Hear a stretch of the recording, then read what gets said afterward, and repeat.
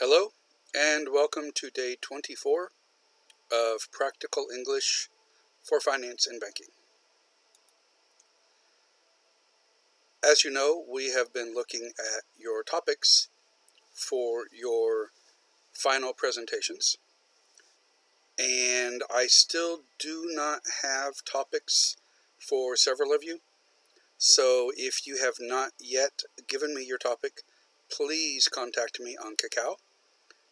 So that we can make sure that you have a topic and that you have a different topic than other students in the class. That's why it's important for me to check your topics, because we don't want 2 or 3 presentations on the exact same thing. Now, if somebody is doing fraud and you also want to do fraud, that's quite possible, because there are many different types of fraud or forgery or counterfeiting or all sorts of different things.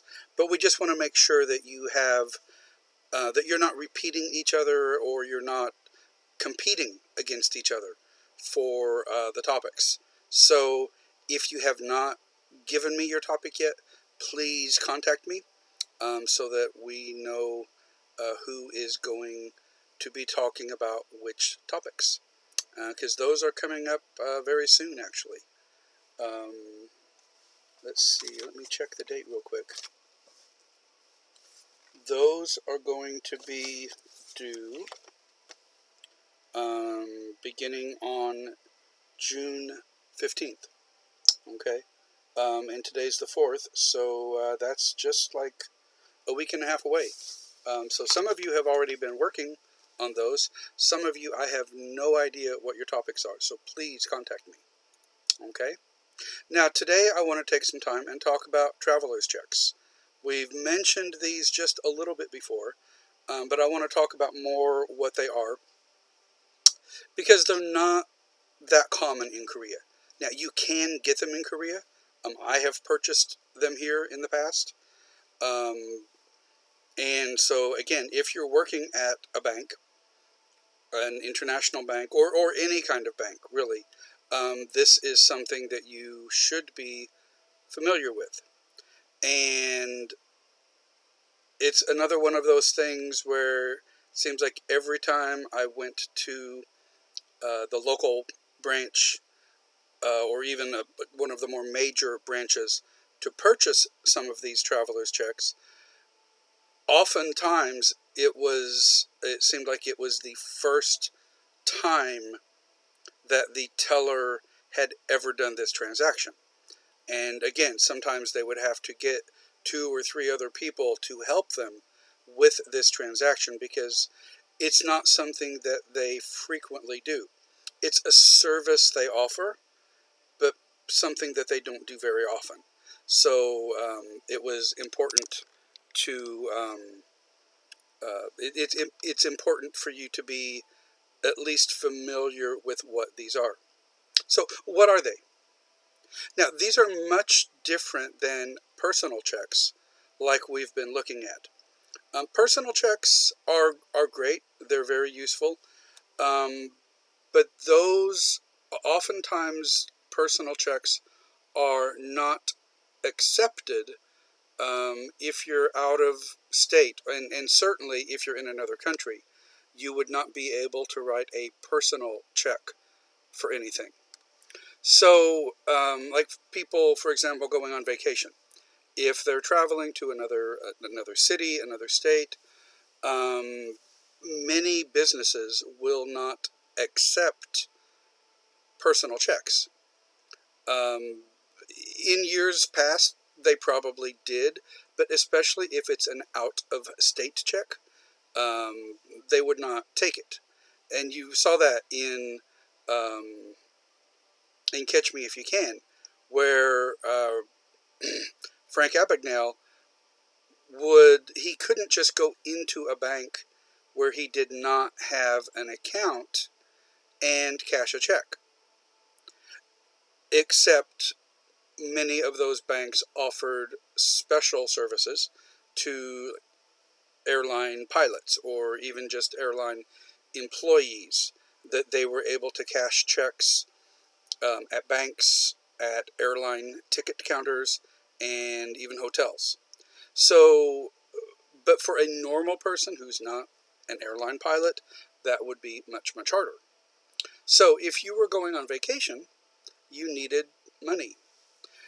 Now, most people, I'd say many people, most people, would just use credit cards for their hotel, rental car, restaurant meals, and things like that. Tickets for amusement parks and shows and things. Most people now just use credit cards, but some people don't have credit cards. Some people are not able to get credit cards, and some people just do not like credit cards because maybe they feel like they can't control their spending, or that it's somehow less safe than paying by check or cash. But the problem is, if you're going on a vacation for more than just a day or two, to pay for hotels, rental cars, amusement parks, meals, entertainment, you would need a lot of cash. And that can be unsafe. You can get robbed. Your car can get broken into. There could be a pickpocket. You could just lose it somewhere. And if you lose cash, it's gone. There's no way to replace it. It's gone. There's no protection. There's no security at all. If you lose cash, it's a total loss. It's completely gone. There's nothing you can do about it.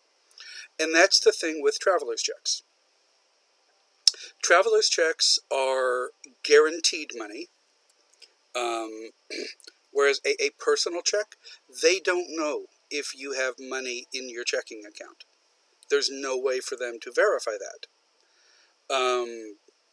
If you're paying by credit or debit card, they can check your balance. They can make sure that they don't actually check your balance. They can make sure with a credit card, they can make sure that you have available credit, or if you're paying by a debit card, they would make sure that you have also the available funds. Money in your account, enough money in your account to cover that purchase, to cover it, to cover the purchase, okay? That you either have enough credit available or enough funds available. And so they would get an approval code. When they scan your card, when they run it through the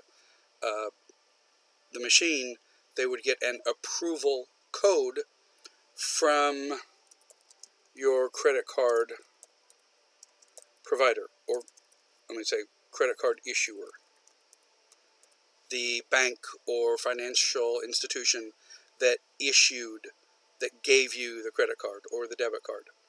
Okay? If you pay by personal check, there's no way for them to check that unless they called your bank directly, which is something that they might, if there was no other option and it was an emergency situation, they might do something like that with like manager approval, contacting your bank, getting some sort of guarantee, but that would be extremely rare to do that. So we have things like the cashier's checks that we looked at before, issued by the bank, or a money order. But those are for a specific amount of money.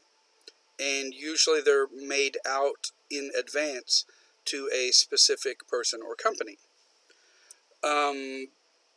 So those aren't real convenient for going on a trip where you might need some money at the hotel, at a nice restaurant, at Disney World, or something like that. So people would use traveler's checks, and that's kind of where the name comes from, because they were great for traveling, for going on vacation or something like that. They're more secure, they're safer than cash, they're guaranteed money, similar to a cashier's check, except they're cheaper, and you don't have to, you can make them, you don't have to get them for a specific amount of money, and they're just simpler to use. Okay, so traveler's check. You go to the bank and you say, oh, I'm going on vacation, I need $1,000. So you buy these traveler's checks. You pay for them in advance. You give the bank money, cash, or they take money directly from your bank account. So the money, the payment is guaranteed. So what makes these good is that every one of them has a serial number on it. Okay, some sort of a reference number, or what we call a serial number. And when you buy these at the bank, then that serial number is registered, that this person bought this check with this serial number, and you keep a record of that. And if something happens, if you lose your wallet, if it gets stolen, if it gets damaged, if it, somehow you accidentally leave it in your pocket and you go on a water ride at an amusement park and it gets destroyed, you can call, there's a toll-free number. Toll-free means you don't pay for it. It's a free call. There's a toll-free number, which in the U.S. is usually a 1-800 number. You call them and you give them the serial number, this serial number here, of the check that you purchased, or however many you've lost or gotten stolen. You can report those then as stolen or lost or damaged, and you can get them replaced. They will reissue them, which offers incredible protection and much more safety. And it's much, much safer than carrying a stack of cash wherever you go. My first year in Korea, I worked at a Hagwon, and they did not do direct deposit. It was maybe kind of still a new thing here, or the Hagwon I worked at, they just didn't do it. So at the end of every month, we would get our salary. And this was before 50,000 won notes. So it was all in 10,000 won notes. Won. And so that night, the last day of the month, we would get a stack of 10,000 won bills to carry home at 10 o'clock at night. I was terrified carrying that much cash because that was my entire month's salary in cash. If I had lost it, if it had somehow come out of my pocket, if I had gotten robbed, there would have been no way to replace that. So most people don't like carrying large amounts of cash because it's risky. So if you're traveling, these are great because if something happens, it's replaceable. Okay, so let's look at some of the features on here. Now this one, it says US $100, and so it says it in several different ways. US $100, US dollar traveler's check, because these are issued in different currencies. USD 100, US dollars 100, $100, $100, and it says the same thing over here. So the amount is repeated several times. And notice here the security feature, kind of like some of the printing on different checks. $100, US $100, US $100. And then in the background here, a large $100. So there's a lot of security features here to prevent tampering. There's like a holographic, or like a, I guess it's kind of like a holographic image here. And of course, like a very intricate pattern around the edges, and of course in the background, and different colors going through it. Okay, so there are a lot of security features built in there. And notice this number here, this 882-339-798, down here, 882-339-798. This number is down here in that Micker ink as well. So it can be scanned or recognized by computers. Here's a different image, and the only difference in these really is just the age, or the time they were issued. I believe this is probably a newer version than this. Just like in Korea, the currency has been redesigned. The pictures, the ink, the design has changed. Same with US dollars. The design of the currency has changed over the years. These have changed too. But notice they put on here specimen. That just means like a sample. Okay. It's not real. You cannot use it. But again, here they've got like the 20 US dollars, USD 20, US $20.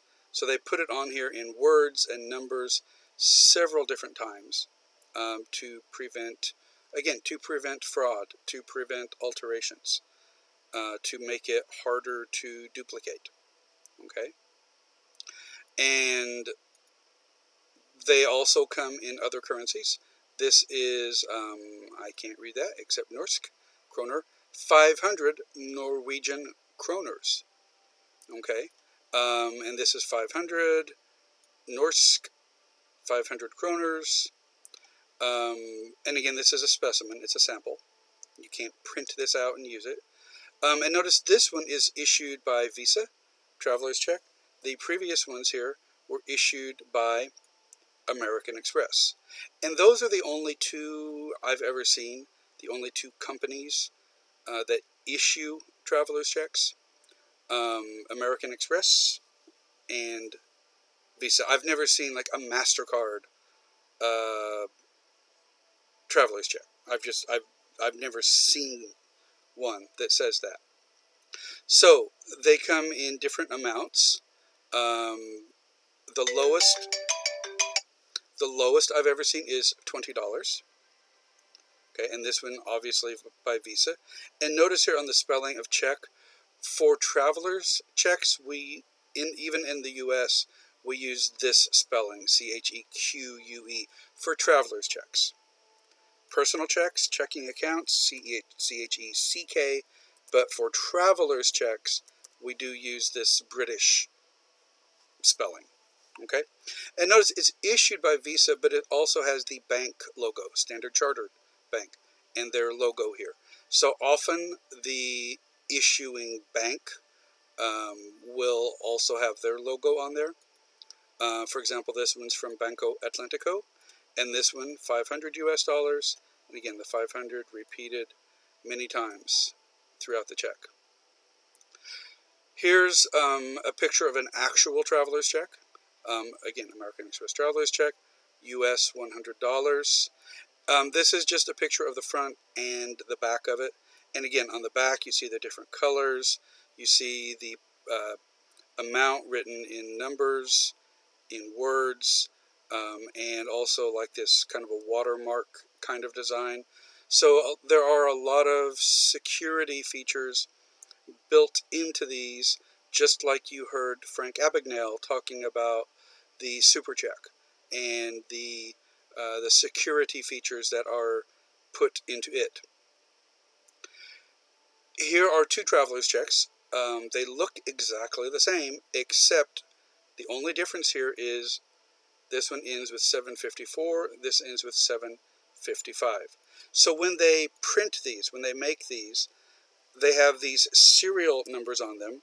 And so if you buy two $100 traveler's checks, normally they would come from the same batch, from the same group.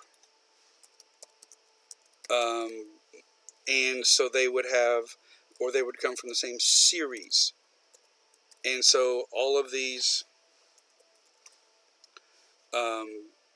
it's RC 893, RC 893, 257, 257, 754, 755. So these would be in order in that pack. And so we would say these are in sequential order. Okay, sequential order. Normally, if you buy more than one, the numbers will be just like one digit apart. And that's why it's called a serial number. Okay, it shows the series or the sequence. So let's take a closer look at this one. Okay, this one is 754. And notice on here it says sign here immediately on receipt of this check. And then pay this check to the order of. That's like on a regular check, pay to the order of. And then down here it says countersign here in presence of person cashing. And then the date. Okay? Now, sign here immediately upon receipt of this check. That's extremely important. As soon as you receive one of these traveler's checks, at the bank, at the teller's window, before you leave, you need to sign this check. Because if you don't, and then you lose it, anybody can put their signature on there, and then they can use it. It's theirs. It's like a blank, it's like a signed personal check. It's like if you signed it and then just left it laying on the sidewalk, anybody could cash it, basically. Okay? So, sign here immediately upon receipt of this check, and that's the only thing you do until you're ready to actually use it. Then, when you're ready to use it, who are you paying? The date you're paying them. Countersign in the presence of the person cashing. So, you've heard about counter argument, counter attack, counter measures. This is a counter signature. This second signature must match this one. Has to be the same signature, in cursive, don't print. Printing is too easy to copy. Okay? Sign it here in the presence of the person cashing. So, for example, if you're traveling, don't sign it, don't countersign in your hotel room and then go to the front desk and say you want to cash it. You've already signed it. Okay? And then they may not accept it because you're supposed to do that basically with them watching. They should see you sign it to make sure that it's your signature, to make sure that you're not just copying it from something or tracing it from something else. They want to make sure that this is your real signature. Okay? So when you first get this, you would sign your name on this line in cursive, signature. Just like I did, this is a different one. This is a $500 one. Of course, a different serial number. When I got this one at the bank, I signed my name immediately. I did not fill out this line. I did not countersign. I did not put the date. But I signed my name here immediately at the bank before I left. That's extremely, extremely important that you do that. I had several of these. I was taking out some money for traveling. So I had again, GA 230 is all the same. 181, these are all in a series. And then 430, 431, 432, 433, 434. So I had 1, 2, 3, 4, 5 $500 checks. So $2,500. notice here, again, the USD 500 in numbers, in words, okay, and printed across the background here, $500. I had to sign them all. Even if you have 10 or 20 of these, you need to sign all of them immediately. Immediately. Do not take them out to the car to sign them. Do not take them home to sign them, because if you do and you lose them, you drop them, they fall out of your pocket or your bag, if you get robbed, if there's a pickpocket, if you lose those, they are gone and your protection is gone, because these signatures have to match. So if somebody else finds them and they put their signature here and here, you've lost money. So this is for your protection, because then the ID has to match this and this. Okay, so let's see what happens. So let's say John Doe goes to the bank and gets a $100 traveler's check. John Doe, before he leaves the bank, has to sign his name, signature, in cursive. Then, let's say he's staying at a Holiday Inn. Holiday Inn, you may know, is a worldwide, a global hotel chain. Okay, they've got locations here in Korea and all over the world. So, if he wants to cash this, or he's using this to pay for his room or maybe a meal at the restaurant, pay through the order of Holiday Inn. So you can write that in. That doesn't have to be cursive. That can be printed. Okay. And what date? I've got 28 May 2020. I wrote it this way just so that there's no confusion. This obviously is the day of the month, clearly the month, and the year. If you write the date like this, there's zero confusion. Okay. And then countersign in the presence of the person cashing. And when I've used these, I show it to the person at the desk or the cashier and tell them what I want to do. I want to cash this. I want to use this to pay for my room, to make sure that they are able to accept it, to make sure that they know how to accept it, to make sure if I'm just getting cash for it. And you can exchange these for cash. At any bank, you can exchange them for cash. Sometimes a lot of hotels will exchange them for cash. It's cash value, and it's guaranteed payment. So if they accept traveler's checks, you can probably just exchange it for cash. They may limit that to hotel guests, not just anybody who walks in off the street, or if they do, they might charge a fee or something. But generally, whenever I worked at hotels, we would cash them for hotel guests at no additional charge. There was no fee. It's just like cash, except it's more secure. And then, but make sure that they are ready for you to sign it. Make sure they're paying attention. And they'll want to see your ID also, to make sure that the name on your ID matches this. Once everything is okay, then you can sign it. And notice these signatures have to match. Okay, same signature here and here. And they should also check your ID. Okay, normally a passport, or maybe if it's in your country, maybe your driver's license, or in Korea, like your national ID card. Okay, your resident card or citizen's card. And so here again, the name, the signature should match the check. So they will look at those together and make sure that those signatures match. Okay. Now these aren't exactly the same. They're pretty close. Actually, I found this image with the signature already online, and this is a font I had on my computer, but they're pretty close. So not exact. So they might question it, they might doubt it, but it's the best. It's the best I could do for my PowerPoint presentation here. So it's a pretty similar signature. Okay. All right.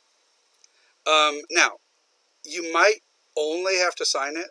A lot of businesses, especially like hotels and things, they have a rubber stamp, an ink stamp, with the company name on it.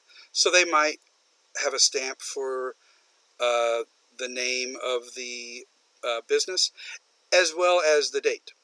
A lot of them have, again, like the ink stamp, that they can just stamp the date on there for you. So I always ask, because I don't like writing things I don't need to. So I would ask, oh, do you have a stamp? And if they say yes, then you can leave this blank and they will stamp it. And they can usually stamp the date also. So the only thing you would actually need to do is the counter signature. Okay? All right. So that's everything about traveler's checks that we need to know for now. I just wanted to show you this little example. This is from a check that somebody wrote to Verizon Communications. Verizon is a cell phone company in the U.S., and this person was not happy with Verizon because this is how they wrote the amount on their check in a complex mathematical formula. And of course, they left some space here, which they shouldn't have done. They didn't do this exactly right. But you shouldn't do this on a check anyway. But they were angry. They were looking for some revenge. And you can see from their message here on the memo line, notice this says memo instead of for. You could tell that they were kind of angry when they wrote this. So how much do you think this is for? If your mathematical skills are strong. A long time ago, years ago, I could have probably figured this out, but I can't do it anymore. So here's what it is. So the check is approximately $536.49. And you can, they're talking about the limit of the sum, and it's been too long. It's been too many years since I did this kind of equation, so I don't remember exactly how to do it. So, but they were just having fun. You've probably heard these stories of people who owed a debt, some sort of bill, a tax bill, or something that they fought and they argued and they lost. And they had to pay it, but they were not happy.